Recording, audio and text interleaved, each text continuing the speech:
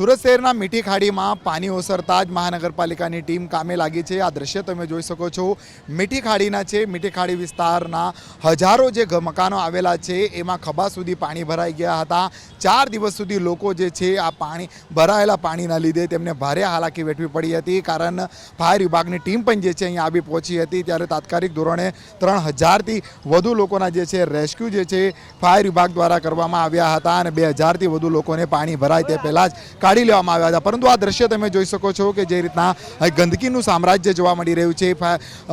મહાનગરપાલિકાની અલગ અલગ ટીમો જે છે અહીં કાદવ કીચડ જે છે હટાવવાની કામગીરી કરી રહી છે। પરંતુ મહત્વની વાત એ કહી શકાય છે કે 7 જુલાઈના રોજ જે રીતના ખાડીપૂરની પરિસ્થિતિ સર્જાઈ હતી, ત્યારે પણ 3 દિવસ સુધી હજારો મકાન જે છે રહેતા લોકો જે છે તેમને ભારે હાલાકી વેઠવી પડી હતી। કારણ ખભા સુધી તે વખતે પણ પાણી ભરાઈ ગયા હતા અને માંડ લોકોએ પોતાના ઘરની અને દુકાનોની સફાઈ કરી હતી। અને 4 દિવસ બાદ ફરી મેઘરાજાએ ધમાકેદાર બેટિંગ કરતા શહેરની અલગ અલગ ખાડીઓ ઓવરફ્લો થઈ ગઈ હતી। ત્યારે મીઠી ખાડીનું પાણી ફરી જે રીતના મીઠી ખાડી વિસ્તારમાં ફરી વળતા લોકોને ફરી હાલાકી વેઠવાનો વારો આવ્યો હતો। અને હાલ તમે જોઈ શકો છો આજના દ્રશ્ય 4 દિવસ બાદ જે છે પાણી ઓસરતા જે રીતના ગંદકીનું સામ્રાજ્ય જોવા મળી રહ્યું છે। હાલ તો મહાનગરપાલિકાની ટીમ કામે લાગી છે। 6 થી 7 ફૂટ સુધી પાણી ભરાઈ ગયા હતા।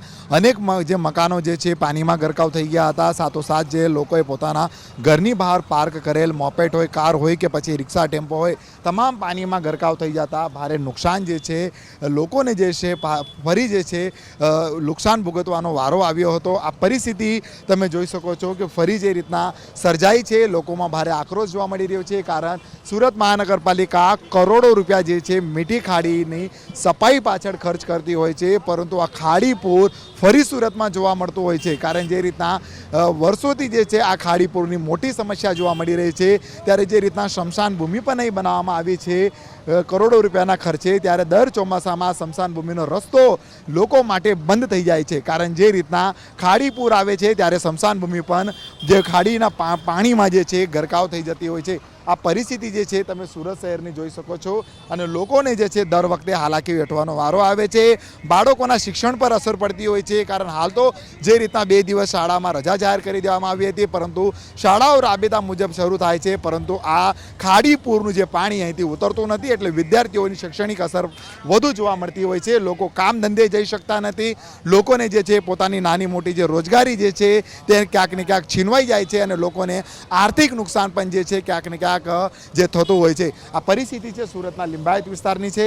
કચરાનો ઢગલો જોવા મળી રહ્યો છે। જ્યારે સુરત મહાનગરપાલિકા પ્રી મોન્સૂન કામગીરીના જ્યારે દાવા કરતી હોય છે, ત્યારે સ્વચ્છ રીતે સફાઈ ન થવાના કારણે હાલ તમે જે સફાઈ કર્મચારી જે વરસાદી ચેમ્બર જે આપણને બહાર કાઢતા જોવા મળી રહ્યો છે, વરસાદી ચેમ્બર પણ જે રીતના સફાઈ કરવાની હોય તે યોગ્ય રીતે સફાઈ થતી નથી। અને શહેરની અંદર ખાસ કરીને ખાડી કિનારે આવેલું જે દબાણ છે એ દબાણના લીધે પણ જે છે ખાડીપૂરની પરિસ્થિતિ સર્જાતી હોય છે, તે રીતના લોકોનો આરોપ થતો આવ્યો છે। પરંતુ સુરત મહાનગરપાલિકા માત્ર ખાડી સફાઈ પાછળ કરોડો રૂપિયા ખર્ચ કરે છે અને માત્ર દાવા કરે છે કે આ વર્ષે શહેરમાં પાણી નહીં ભરાશે, પરંતુ વરસાદ વરસે છે, ખાડીઓ બંને કાંઠે વહેતી થાય છે અને ખાડી કિનારે આવેલા મકાનોમાં ફરી પાણી ભરાઈ જાય છે। એટલું જ નહીં, શહેરના અલગ અલગ રોડ રસ્તા હોય છે તેમાં પણ વરસાદી પાણી ભરાઈ જવાના કારણે લોકોને જે છે ભારે હાલાકી જે છે વેઠવી પડતી હોય છે। ત્યારે આ સુરત મહાનગરપાલિકાની નિષ્ફળ કામગીરીના લીધે દર વર્ષે લોકોને ભારે હાલાકી વેઠવી પડતી હોય છે।